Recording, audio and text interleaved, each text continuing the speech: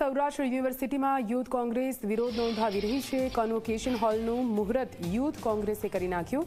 17 વર્ષથી convocation hall હજુ પણ બન્યો નથી। 17 વર્ષ પહેલા તત્કાલીન કુલપતિ જોશીપુરાએ ખાતમુહૂર્ત કર્યું હતું।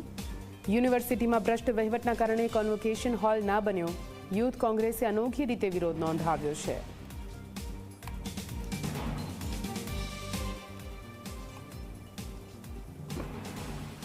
તો આપને જણાવી દે 17 વર્ષ પહેલા ખાતમુહૂર્ત કરવામાં આવ્યું હતું। 17 વર્ષ નીકળી ચૂક્યા છે છતાં પણ કોન્વોકેશન હોલ બનાવવામાં નથી આવ્યો। ભ્રષ્ટ વહીવટીતંત્રના અધિકારીઓ જાણે કે આ કોન્વોકેશન હોલને ભૂલી જ ગયા છે। વધુ માહિતી સાથે સંવાદદાતા ગૌરવ લાઈવ જોડાઈ ગયા છે। ગૌરવ, પ્રજાના પૈસે પ્રજા માટે સુવિધાઓ ઊભી કરવામાં આવતી હોય છે, પરંતુ આ તો પહેલો એવો કિસ્સો લાગી રહ્યો છે જ્યાં 17 વર્ષ પહેલા ખાતમુહૂર્ત કરવામાં આવ્યું આ હોલનું, પણ હજુ સુધી તેની ઈંટોથી તેની ઇમારત ચણવામાં નથી આવી। શું કઈ માહિતી?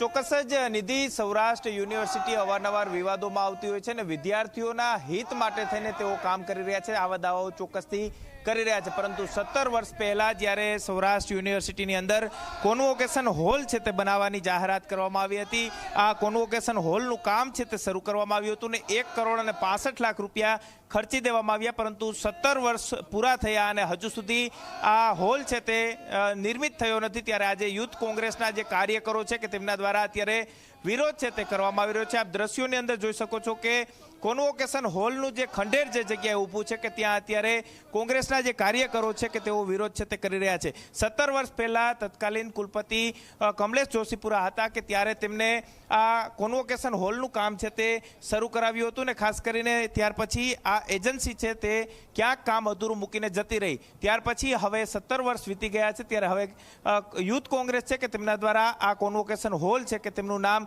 જોશીપુરાનો ઉતારો છે તે રાખ્યો છે અને તેને લઈને પણ હવે વિવાદ થાય તેવી પૂરી શક્યતાઓ અત્યારે જોવા મળી રહી છે।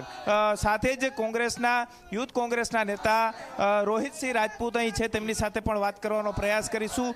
રોહિતસિંહ, શું કહેશો, આજે વિરોધ કરી રહ્યા છે? સૌરાષ્ટ્ર યુનિવર્સિટીમાં 2007ના તત્કાલીન કુલપતિ કમલેશ જોશીપુરાએ રાજ્યપાલશ્રીની હાજરીની અંદર કોન્વોકેશન હોલ બનાવવાની જાહેરાત કરી હતી। આજે લગભગ 17 વર્ષ ગઈકાલે પૈતા છે, આજે 18મું વર્ષ ચાલુ થયું છે। તાજમહેલ બનતા 17 વર્ષનો સમય નહોતો લાગ્યો। સૌરાષ્ટ્ર યુનિવર્સિટીના કોન્વોકેશન હોલ બનવામાં 18મું વર્ષ બેઠું છે। જે તે સમયના કુલપતિએ પોતાના મળતિયા કોન્ટ્રાક્ટરને ટેન્ડર વગર કામ આપી દીધું હતું અને 2 કરોડ જેટલી રકમ એમને ચૂકવી દીધી હતી। ત્યારબાદ વિવાદ થયો હતો ને હજુ આ કામ એમને એમ ખંડેર હાલતની અંદર પડ્યું છે।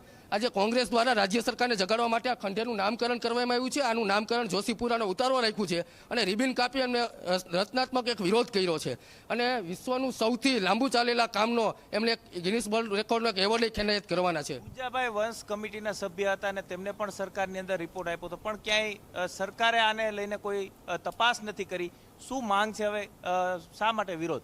રાજ્ય સરકાર ક્યાંક ને ક્યાંક જે તત્કાલીન કુલપતિ કમલેશ જોશીપુરાને બચાવવા માટે 2 તપાસ કમિટીમાં ક્લીન ચીટ આપી દીધી હતી અને હિસાબ સમિતિના જ્યારે ચેરમેન કોંગ્રેસના આગેવાન પૂજાભાઈ વંશ હતા, તેમ છતાંય રાજ્ય સરકારે બચાવી લીધા। અમારી એક જ માંગ છે કે વિદ્યાર્થીઓના વિકાસ ફંડના તમે 2 કરોડ રકમ તમે ચૂકવી દો, કોન્ટ્રાક્ટર ઉપર પોલીસ ફરિયાદ ન કરો, એ રકમ તમે વસૂલાત નથી કરતા। ક્યાંક ને ક્યાંક રાજ્યપાલ જો ખરા અર્થમાં યુનિવર્સિટીના કુલપતિ હોય તો એમને ક્યાંક ને ક્યાંક અહીંયા નવી તપાસ કમિટીની રચના કરવી જોઈએ। કેટલા કરોડના કૌભાંડ?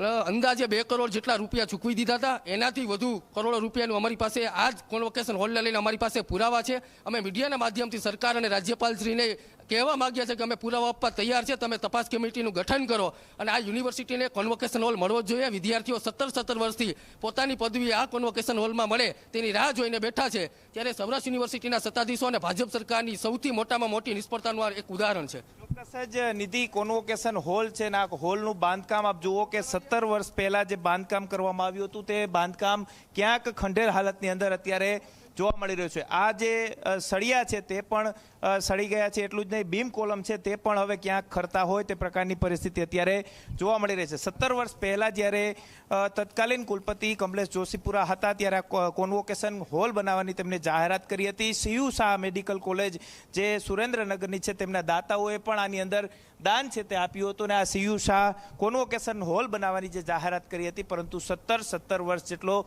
સમય વીતી ગયો છે, તેમ છતાં પણ આ જે કામ છે તે પૂરું થયું નથી.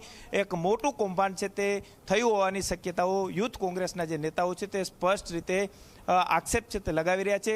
સરકારે પણ 2 કમિટીનું ગઠન કરી હતી અને 2 કમિટી દ્વારા ક્લીન ચીટ આપવામાં આવી હતી. હજુ પણ જે રીતના હિસાબ સમિતિ આવી હતી તેની અધ્યક્ષ પુંજાભાઈ વંશ હતા, તેમને પણ પોતાનો રિપોર્ટ છે તે સરકારની અંદર સબમિટ કરી દીધો છે, પરંતુ ક્યાંક જે તે સમયના જે સત્તાધીશો હતા તેમની સામે કોઈ પગલાં લેવામાં નથી આવ્યા. આ એજન્સી જે હતી તેમને બ્લેકલિસ્ટ કરવી જોઈએ અથવા તો તેમને જે આ કામ અધૂરું મૂક્યું છે તેમની સામે પણ પગલાં લેવા જોઈએ, તે પણ હજુ સુધી લેવામાં નથી આવ્યા. પરંતુ ક્યાંક ડિગ્રી મેળવતા જે વિદ્યાર્થીઓ છે તે 17 વર્ષથી સૌરાષ્ટ્ર યુનિવર્સિટીની અંદર કોન્વોકેશન હોલ વગર જે તેઓ રાહ જોતા હોય તે પ્રકારની પરિસ્થિતિ અત્યારે જોવા મળી રહી છે. જી નિધિ.